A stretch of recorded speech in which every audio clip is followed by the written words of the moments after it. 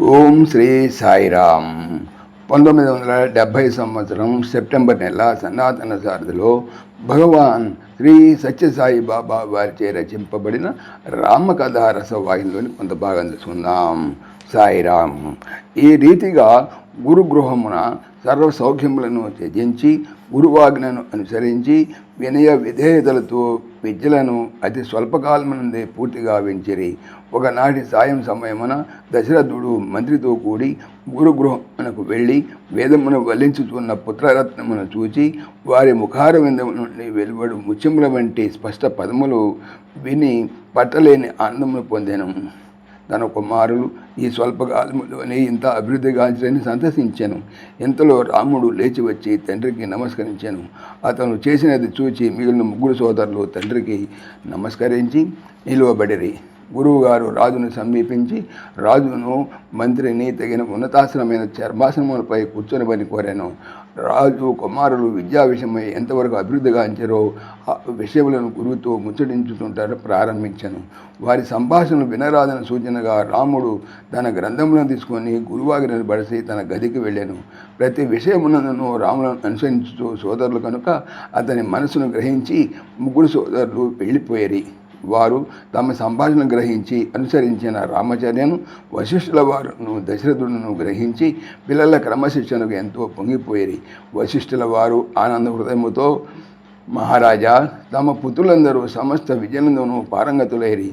రాములకు సర్వశాస్త్రములు కూడాను తెలియను. అతను సామాన్యుడు కాడు. నేను వేదశాస్త్రం చెప్పుటకు మొదలుపెట్టగానే తనకు దీనికి పూర్వమే తెలిసినట్లా పన్నములను అందుకునేవాడు. వేద పురుషులకే అది సాధ్యము కానీ సామాన్యులకు చేత కాదు. పోనీ వేదము ఒక గ్రంథమైనను అయి ఉండినా ఎప్పుడైనాను విరామ సమయమును చదివేనేమో అని తలంచుటకు వేదము గ్రంథము కాదు. గురు శిష్య పారంపరమై ఒకరు చెప్పుచుండా మరొకరు విని అనుసరించవలసినది కానీ చదువునట్టిది కాదు. వెనుకిడితో నేర్వవలసిన విద్య కనుకనే దీన్ని శృతి అని కూడా అందురు. అట్టి పవిత్ర పరమాత్మ శ్వాస సమానమైన వేదమును కొన్ని నెలల్లోనే పూర్తి చేసి వారిని నేను ఇంతవరకు చూడలేదు. చూచుటేమిటి, ఏ చరిత్రలందు ఇటు వారు ఉండరని వినలేదు, చదవలేదు.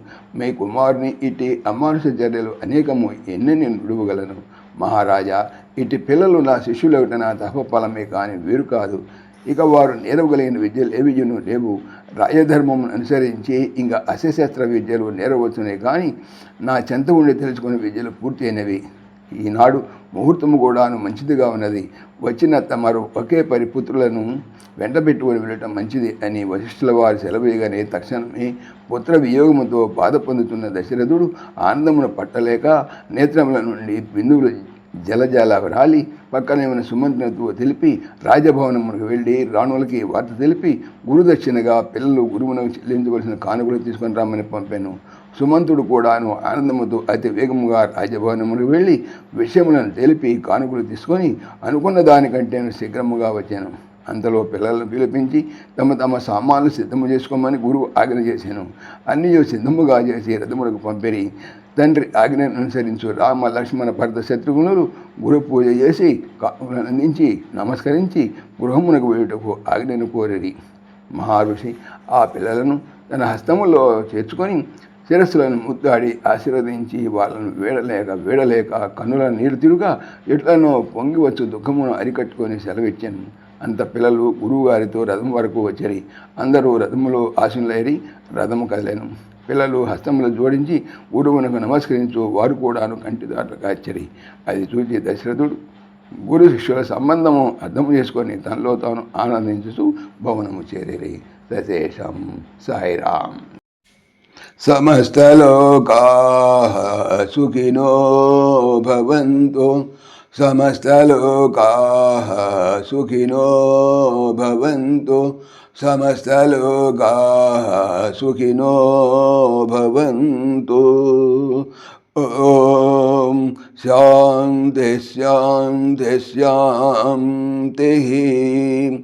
जय बोलो भगवान श्री सच्चे साई बाबा जी की जय.